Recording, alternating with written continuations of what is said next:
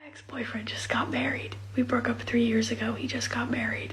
And then according to his wedding registry website and the story of their love, he was dating her while he was dating me. We were concurrent. And that's fun. Isn't that fun? And I'm not one for sharing on the internet, I don't do that, but I feel a need to shout this from the town square.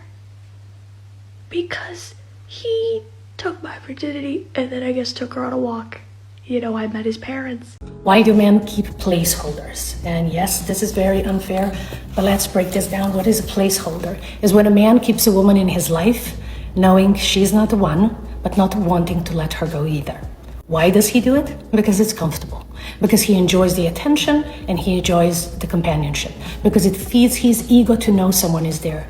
Being a placeholder is not about you, but it's about him avoiding loneliness while keeping his options open. And this is where so many women get hurt, mistaking that consistency of time for clarity of intention. He may take you out, spend months with you, even say sweet things. But if his actions don't move the relationship forward, you are not his future. It's unfair because you're investing with your heart while he's investing just enough to keep you there. So to step back into your power, let me tell you this. A high-value woman doesn't settle for being good enough for right now. She would rather walk away than hold space for a man who isn't certain about her. This isn't dating advice. This is Return to Your Power. Thank you so much for being here, and I will talk to you soon. All right, girls, listen. If a man wants you, he'll come to you.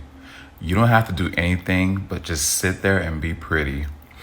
Years ago, I had an old friend, and she was head over heels over this guy at our job. She will always make her presence be known. She will always make her presence be felt whenever he was around. Whether he's at the cafeteria, she was there. Whether he was at the elevator, she was behind him. She would instant message him on our job instant messenger, asking about fitness because he was into fitness and she wasn't, but she was trying to get his attention or whatever. So one day she's walking towards me at my desk looking all frantic, and I'm like, what's wrong? What happened? She's like, oh my God, I'm so embarrassed. I said, wait, why? Well, what happened? She said she's going to lunch. She sees dude sitting in his car. She waves at him all bubbly and excited or whatever, walking towards him. He looks at her, rolls up his car window, and drove off. So I was like, well, maybe he didn't see you. She was like, oh no, he saw me. He looked directly at me. Plus, we weren't too far away from each other. So that day, I gave her a valuable lesson. And I didn't think it was a valuable lesson. I thought it was just common knowledge. I told her, sweetie, you're a woman. You don't have to do anything. If a man wants you, he will come to you. If a man finds you attractive, he will come to you.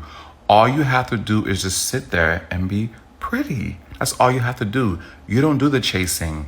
Can you imagine her doing all of that and having to work with this guy every single day after he just rolled up his car window and drove off? She learned her lesson. She did. You're not dumb enough for him. That's why it's not working. You're not easy to manipulate. That's why it's not working. You ain't depressed enough. That's why it's not working. And that's why every time you validate your feelings, guess what? Y'all get into it. He don't want to hear that shit. He don't want to hear how bad he making you feel. He don't want to hear about the fact that he don't listen to you and he don't communicate with you. He don't want to hear that shit. He wants somebody that's going to show up, shut up, and let him do what he want to do. That's why it's not working with you. You're not dumb enough. But guess what you keep doing? I'm just trying to see why is it not working. Because you don't belong there, bitch. Put your shoes up and lace them up. Lace them up to the top so you don't fuck around and leave one. Then you got to go back and try to talk to him again because you done left a shoe. Get up out of there. You in spaces that you don't fit. Then you keep wondering why you in a mental jail. You with the prison ward. He keep trying to tell you what to do and how to be and how not to be. And guess what you doing? Okay. You going ahead getting in that jail. Girl, get your ass up. Men who are intelligent, they like women who are intelligent. Men who are free, they like women who are free. An intelligent man doesn't want a woman to worship him or to serve him. He needs a human being. to share with him. You see? So there are many men against patriarchy because of that. Because they were liberated from the so-called manhood. This false manhood, based on the name of the father and the honor and all that. So they got rid of that, and they became human beings. Keep the fun and the playful part of yourself alive. Don't worry about people not taking you seriously or about getting your feelings hurt when you're enthused or passionate about something. In fact, the fun-loving, playful part of you is the most precious part. And you don't have to be serious all the time. Like, this is so important. The smartest people are those who don't take themselves too seriously, those who allow for a little bit of levity. In fact, Roald Dahl has a great quote about this where he writes, "Even the wisest of men need a little silliness every now and then."